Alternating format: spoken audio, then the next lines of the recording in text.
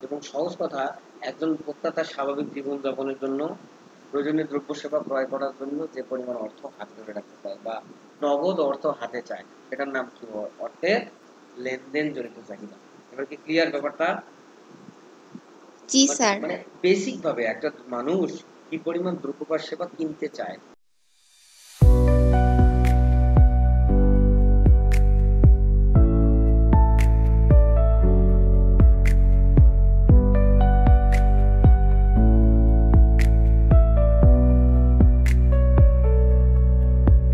অর্থের মূল্য কি? তো অর্থের ক্রয় ক্ষমতা, তাই না? তো অর্থের ক্রয় ক্ষমতার সাথে দামের স্তরের কি সম্পর্ক, সেখানে আমরা দেখেছি বিপরীত সম্পর্ক। সেটা কিরকম? যে দামের স্তর বাড়লে অর্থের মূল্য কমবে, আর দামের স্তর কমলে অর্থের মূল্য বাড়বে।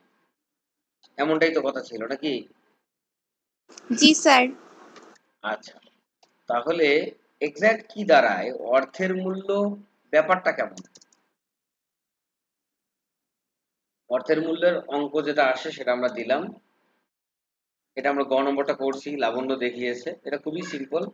আমরা এম, ওই অর্থের নগদ হাতে থাকা মুদ্রা, সেই জায়গায় এম লিখবো।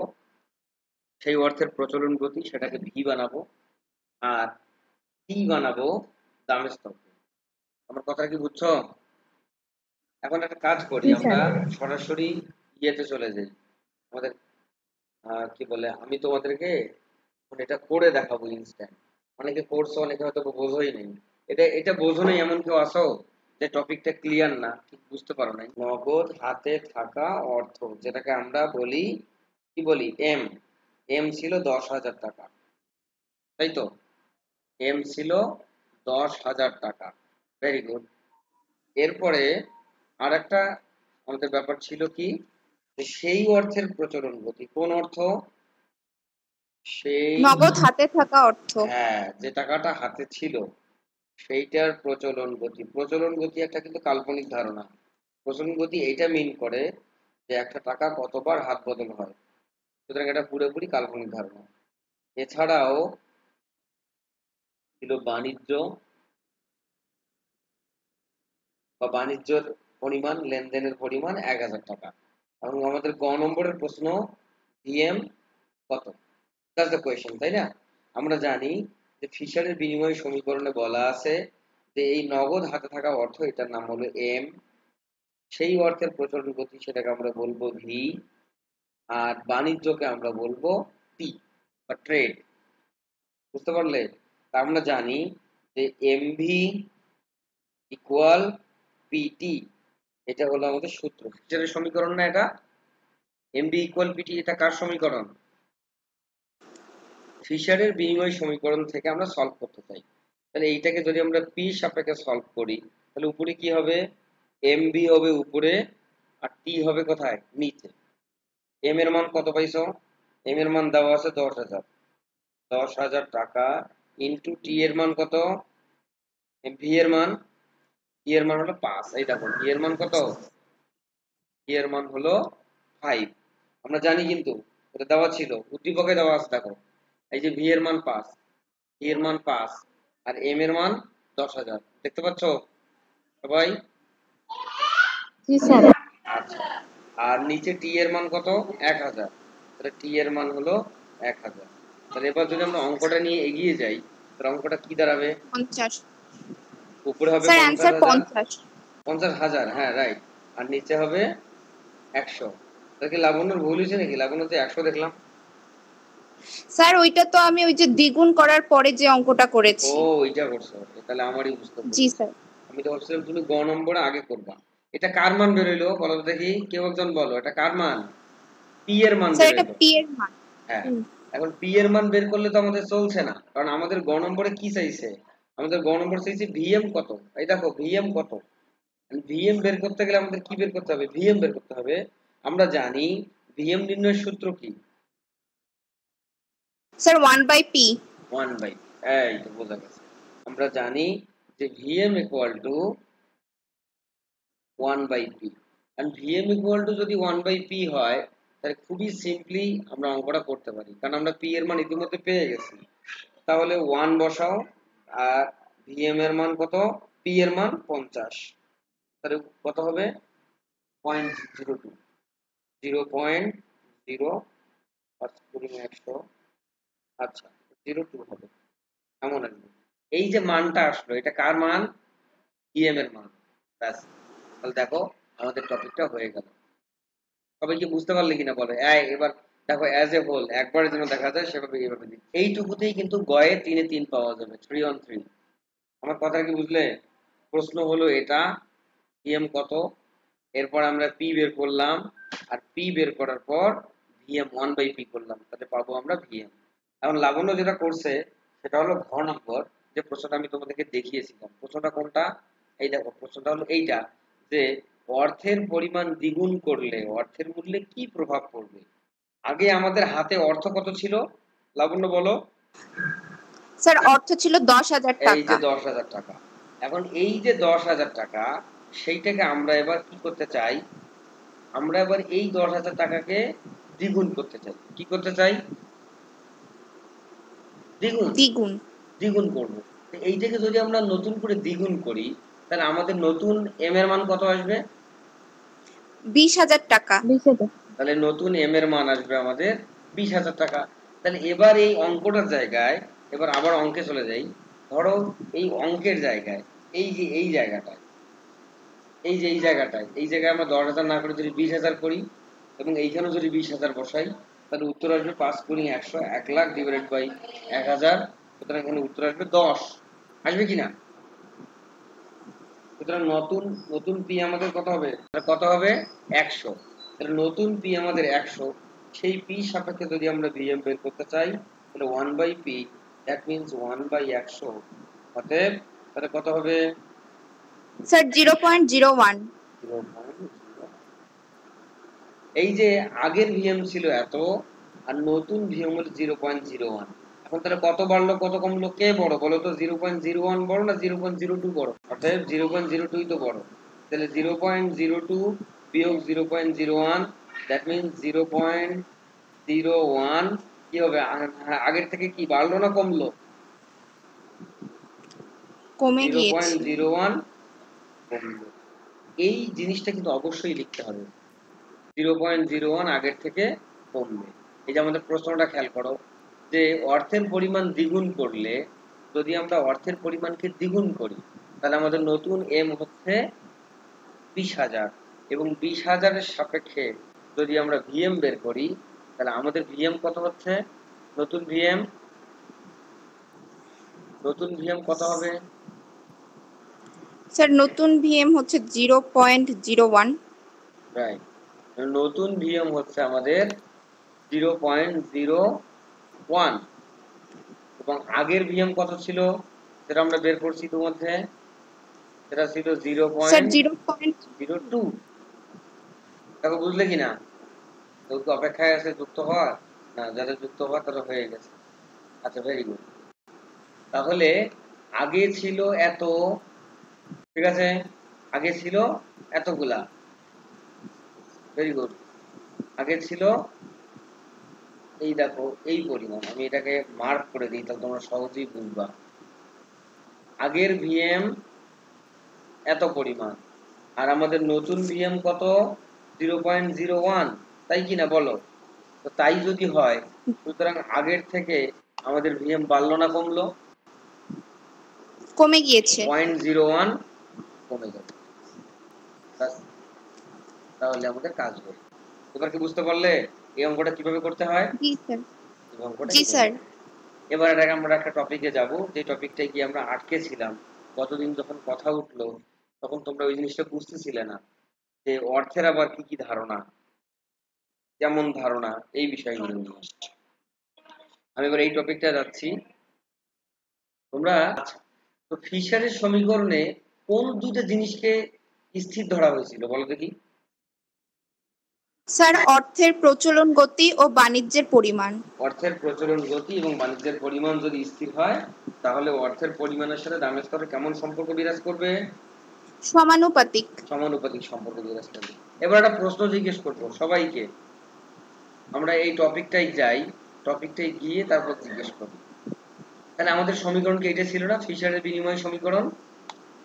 সবাই দেখতে পাচ্ছ? জি স্যার পাচ্ছি। হ্যাঁ, এমভি ইকুয়াল টু পিটি। এবার একটা প্রশ্ন, এই প্রশ্নটা হলো, তাহলে কে বলতে পারবে আমাকে যে MV equal to PT, MV equal to PT এর মধ্যে, মানে যেখানে তুমি এমভিও দেখতে পাচ্ছ, পিটিও দেখতে পাচ্ছ, তো এমভি ইকুয়াল টু পিটির মধ্যে অর্থের চাহিদার অংশ কোনটা এবং অর্থের যোগানের অংশ কোনটা? আমি এই বিষয়টা আরো ক্লিয়ার করার জন্য খাতায় লিখতে চাচ্ছি। দেখো, খাতা তোমরা এখন দেখতে পাবা। আমাদের এখানে এই সমীকরণটার নাম কি? ফিশারের বিনিময় সমীকরণ, তাই তো? আচ্ছা, তাহলে সমীকরণটা বলতেছে এরকম যে এমভি ইকুয়াল পিটি। এইখানে এমভি কি আর পিটি কি?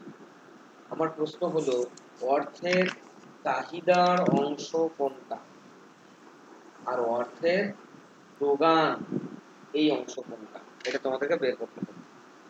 এই সমীকরণটার মধ্যে, যে সমীকরণটা তোমরা এখন দেখতে পাচ্ছ, এই সমীকরণটার মধ্যে অর্থের চাহিদা অংশ কোনটা এবং অর্থের যোগান অংশ কোনটা? কেউ কি বলতে পারবে? Any idea? ভালো করে তাকাও সমীকরণটার দিকে। এই যে এমভি, এটা কি অর্থের চাহিদা না যোগান, না পিটি কোনটা অর্থের চাহিদা কোনটা যোগান? সবাই কি দেখতে পাচ্ছ? জি স্যার পাচ্ছি। তাহলে বলো কোনটা অর্থের চাহিদা কোনটা অর্থের। এবার একটা প্রশ্নের আমাকে উত্তর দাও, তাহলে বুঝে যাবা। বলো অর্থ চাহিদা দিক মানে কি? অর্থ মানুষ পেতে চায়, এই জিনিসটা কোনটা বোঝাচ্ছে? কোনটা বোঝাচ্ছে মানে, স্যার অর্থ।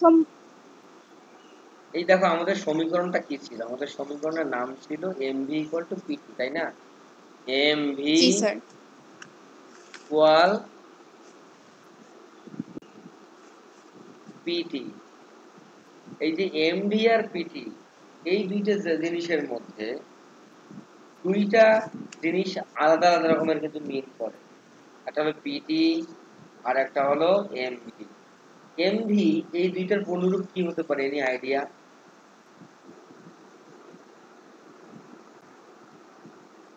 এম, এম তে মানি, ভি তে ভেলোসিটি, আর অর্থ এবং অর্থের প্রচলন গতি, তাই না? আর এদিকে পিটি তে কি হয়? পিতে হলো দাম স্যার আর টিতে আর টিতে বাণিজ্য। বাণিজ্য। এবার আমাকে একটা জিনিস খালি বলো, বাণিজ্য করলে টাকা লাগে না টাকা কামাই হয়? মানে স্যার টাকা কি, বাণিজ্য টাকা দরকার হয় না টাকার যোগান দেওয়া লাগে, কোনটা? স্যার টাকা তো দরকার হয়, তাই দরকার না? হয়, সুতরাং টাকার দরকার হবে। এই জন্যই অর্থের চাহিদার অংশ হলো, আমি আবার খাতা দেখাচ্ছি দেখো, তাহলে অর্থের চাহিদার অংশ হলো এই যে এমভি ইকুয়াল টু, এটা হলো অর্থের চাহিদা। বুঝতে পারলে কিনা? জি স্যার পেরেছি। শোনো, তাহলে অর্থের চাহিদা কি হলো? অর্থের চাহিদা পিটি, পিটি। যেহেতু টিতে হলো ট্রেড, আর ট্রেড করতে গেলে টাকা লাগে, তাই না? সেহেতু আমরা পিটি এই অংশটাকে বলবো অর্থের চাহিদা। আর এম তে হলো অর্থের এম অর্থের পরিমাণ, আর ভিতে হলো ভেলোসিটি বা অর্থের প্রচলন গতি। তাহলে এই দুইটা হলো অর্থের যোগান। এবার কি ক্লিয়ার? আমি বোঝাতে পারছি? জি স্যার বুঝছি। বেশ, বুঝতে তো ভালোই। তাহলে অর্থের চাহিদা এবং অর্থের যোগান আপনারা বুঝতে পারলেন।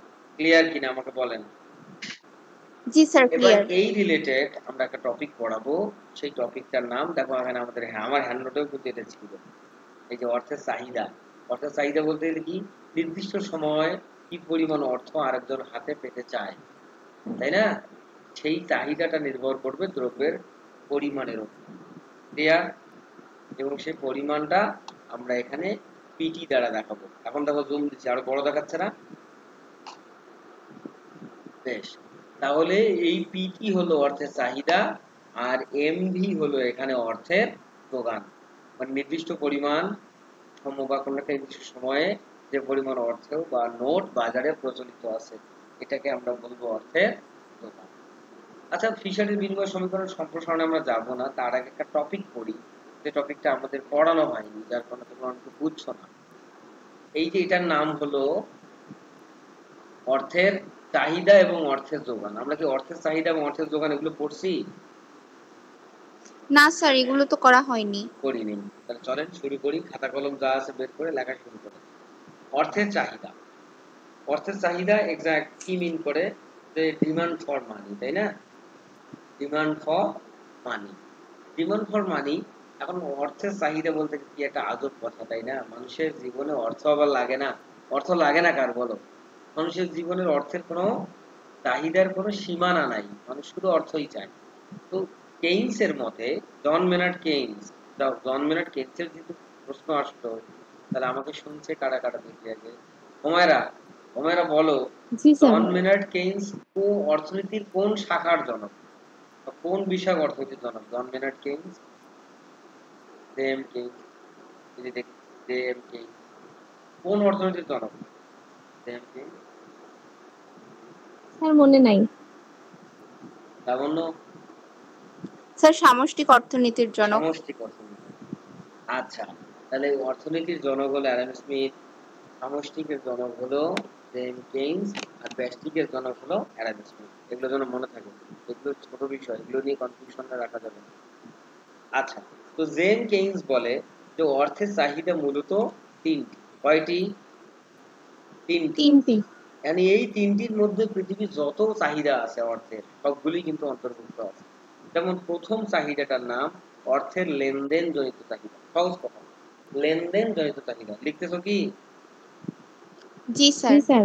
আচ্ছা, তাহলে প্রথম চাহিদাটা হলো অর্থের লেনদেন জনিত চাহিদা।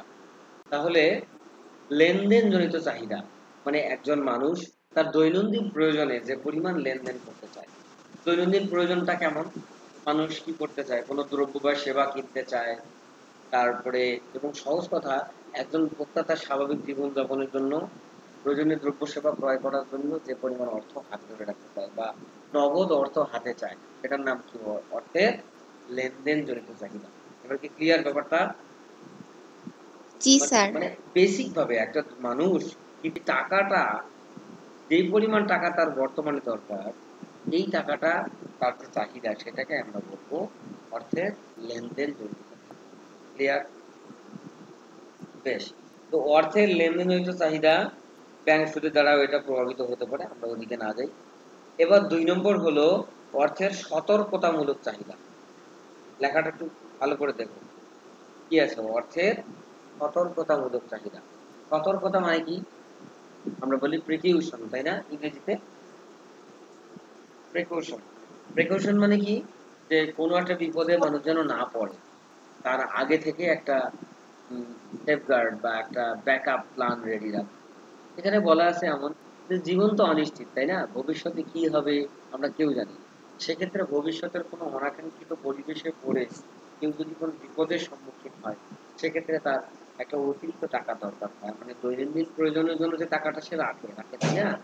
সেটার পাশাপাশিও তার কি হয়, ওই দৈনন্দিন প্রয়োজন ছাড়াও হুট করে কোনো ঝামেলা তৈরি হয়ে গেল বা হুট কেউ দুর্ঘটনায় পতিত হলো কিংবা পরিবারে কোনো ধরনের সংকট তৈরি হলো, যেটার জন্য মানুষ আগাম প্রস্তুতি সচরাচর রাখে না। তো এই যে সহজভাবে বলা যায় কথাটাকে, সেটা কেমন? যে আমরা যে নগদ অর্থ জমাইতে চাই না, ভবিষ্যতের জন্য সঞ্চয় করতে চাই, তাই না? এক্সাক্ট জি স্যার। সঞ্চয়ের যে চাহিদা, আমরা যে অর্থ সঞ্চয় করতে চাই, এই চাহিদাটাকেই আমরা বলবো সতর্কতামূলক চাহিদা। এবার কি ক্লিয়ার সতর্কতা কি জিনিস? সতর্কতামূলক চাহিদা, এটাকে ইংরেজিতে বলা জি স্যার। হয় স্পেকুলেশন বা স্পেকুলেটিভ ডিমান্ড ফর মানি। কি বললাম? স্পেকুলেটিভ ডিমান্ড ফর মানি, এটাকেই বলবে স্পেকুলেটিভ ডিমান্ড ফর মানি। অনেকে কেউ কেউ ডিমান্ড অফ মানিও বলে, এটা তেমন প্রভাব থাকে। আমরা তো ইংরেজি পড়ছি না, বাংলা পড়ছি। তাহলে অর্থের সতর্কতামূলক চাহিদা কি জিনিস? যে জীবন অনিশ্চিত, ফলে ভবিষ্যতের অনাকাঙ্ক্ষিত কোনো ব্যয় নির্বাহের জন্য বর্তমান আয় হতে, তাই না, কিছু অংশ জমিয়ে রাখা চাহিদাকে আমরা কি বলবো? অর্থের সতর্কতামূলক সতর্কতামূলক চাহিদা। চাহিদা। এটা কিন্তু সবার মধ্যেই আছে, যে বোধ সম্পন্ন মানুষ সে চায় ভবিষ্যতে। আচ্ছা, এবার লাস্ট, এই জিনিসটা নিয়ে প্রায়ই প্রশ্ন আসে, ফটকা চাহিদা, বানানটা খেয়াল করবেন, ফটকা, ফটকা না, কিন্তু জিনিসটা নিয়ে খটকা রাখা যাবে না, নাম হলো ফটকা। এই ফটকার ইংরেজি হলো স্পেকুলেশন বা স্পেকুলেটিভ ডিমান্ড ফর মানি। আমি ইংরেজিটাকে লিখে দিব, জি স্যার। স্পেকুলেটিভ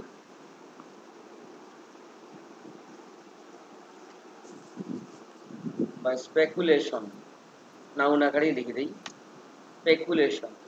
স্পেকুলেশন মানে হলো ফটকা। এখন এই স্পেকুলেশন বা ফটকা জিনিসটা, আসলে স্পেকুলেশন জিনিসটা কি, তাই না? স্পেকুলেশন মানে হলো কারসাজি করা। কি করা? কারসাজি করা। কারসাজি করা অর্থে এটা মিন করে যে আমরা কোনো কিছু যদি সরাসরি না করে ভেবে চিন্তে করি, আবার বিষয়টা এমন মিন করে যে আমরা কোনো কিছু হুট করে করবো না, বরং ভেবে চিন্তে সময় নিয়ে এবং একটু বুঝে শুনে সিদ্ধান্ত নেব, তড়িৎ সিদ্ধান্ত, তাই না? এটাকেই বলা হয় কারসাজি করা বা নীতি নৈতিকতার ধার না ধারা। কারসাজিটা বেসিক্যালি বাংলা শব্দ হোক, এটা খারাপ অর্থেই ব্যবহার হয়, তাই না? চলো তাহলে আমরা স্পেকুলেটিভ ডিমান্ড ফর মানি বা ফটকা চাহিদাকে ক্লিয়ার করি। আমরা লেনদেন, এই ফটকা চাহিদা বুঝতে গেলে উপরে দুইটা চাহিদা ভালো করে ক্লিয়ার হতে হবে। উপরে চাহিদা দুইটা কি ছিল? একটা ছিল অর্থের, অর্থের লেনদেনজনিত চাহিদা। লেনদেনজনিত চাহিদা মানে কি? যে ব্যক্তি তার দৈনন্দিন প্রয়োজনের জন্য যে পরিমাণ অর্থ হাতে ধরে রাখতে চায়, এটা কিন্তু সে খেয়ে ফেলে, খাবেও না, আবার জমিও রাখবে না, তাহলে কি করবে? তোমরা কি লেখার সময় পাচ্ছ? জি স্যার। হ্যাঁ, তাহলে সে খেয়েও ফেলতেছে না, আবার জমাচ্ছেও না, ভবিষ্যতের জন্য জমায় রাখবো, তাহলে কি করতেছে ও? এইটাই, বা যেটা তোমরা যেটা লিখে ফেলছো ইতিমধ্যে, সেই জিনিসটার নাম হলো ফটকা চাহিদা। কি? যে সে বর্তমান ভোগে এই অর্থটা ব্যয়ও করবে না, আবার কোথাও বিনিয়োগও করে রাখবে না, না করে টাকাটা হাতে ধরে রাখবে। কি বোঝালাম? সে কোথাও বিনিয়োগও করলো না, আবার খেয়েও ফেললো না, কিন্তু টাকাটা হাত ধরে রাখলো। মানে বিষয়টা এভাবে বোঝাই, ধরো কেউ যদি আজকে 100 টাকা হাতে নিয়ে খেয়ে ফেললো, তাহলে এটা তার লেনদেন জনিত চাহিদা হয়ে গেল। আবার যদি দেখা গেল সে 100 টাকা, 100 টাকার মধ্যে 20 টাকা খেয়ে 80 টাকা জমিয়ে রাখলো, 80 টাকা যে জমালো, সেই চাহিদাটা হলো সতর্কতামূলক চাহিদা। আর ফটকা চাহিদা কি? সে খাবেও না, তারপরে কি, জমিয়েও রাখবে না, তাহলে কি করবে? তাহলে সে বর্তমানে যে সেক্টরে বিনিয়োগ করলে অধিক মুনাফা পাওয়া যায় সেইখানে বিনিয়োগ করবে। এটাকে আমরা এভাবে বলতে পারি যে অধিক মুনাফা লাভের প্রত্যাশায় ভোগে বা সঞ্চয়ে কোথাও বিনিয়োগ না করে নগদ অর্থ হাতে ধরে রাখার চাহিদা। এই জিনিসটার মূল কথা কিন্তু এইটা, যে আমি কোথাও অর্থ বিনিয়োগ করব না, কোথাও অর্থ বিনিয়োগ না করে কি করব? টাকাটা নগদ হাতে ধরে রাখবো। নগদ হাতে ধরে রাখা কিন্তু এই বিষয়টা অনেকের কাছে বিলাসিতা, তাই কিনা বলো? আমরা বেশিরভাগ, অনেকেরই জীবন চলে যায় এরকম যে তার জীবন মানে হলো খাবে দাবে আর ঘুরে বেড়ায়, শেষ। আবার যাদের একটু, যারা সচ্ছল তারা একটু সঞ্চয়ও করে, তাই কিনা বলো? যারা একটু জি স্যার। সচ্ছল তারা সঞ্চয় করে, কিন্তু যারা আরো বেশি সচ্ছল বা যারা ফিনান্সিয়াল লিটারেসি যাদের ভালো, তারা আজকের ভোগ ব্যয়টাও যেমন মেটায়, তেমনি সঞ্চয়ও করে, আবার নগদ টাকা হাতেও রাখে। উপস্থিত কোন সেক্টরে বিনিয়োগ করলে বেশি লাভ পাওয়া যাবে? ধরো অনেকে কি করে, ধরি একটা বিষয় ভাবো, ফটকা চাহিদা পুরো ব্যাপারটাই কিন্তু ব্যাংক সুদের হারের উপর নির্ভর করে। আর ব্যাংক সুদের হার কি জিনিস? মানে ব্যাংক সুদের হার মানে বোঝায় যে ব্যাংক আদতে বা বাস্তবে ব্যাংক কত পরিমাণ সুদ দিচ্ছে। এই বিষয়টা এখানে একটা কথা বলা আছে, দেখো, অর্থের ফটকা চাহিদা ব্যাংক সুদের হারের সাথে, অর্থের ফটকা চাহিদার সাথে ব্যাংক সুদের হারের সম্পর্ক আছে। সেই সম্পর্কটা কেমন? সেই সম্পর্কটা হলো কিন্তু বিপরীত বা ঋণাত্মক। আজ এ পর্যন্তই। দেখা হবে আগামী দিন অন্য কোনো অধ্যায় নিয়ে। ততদিন ভালো থাকুন, সুস্থ থাকুন। ধন্যবাদ।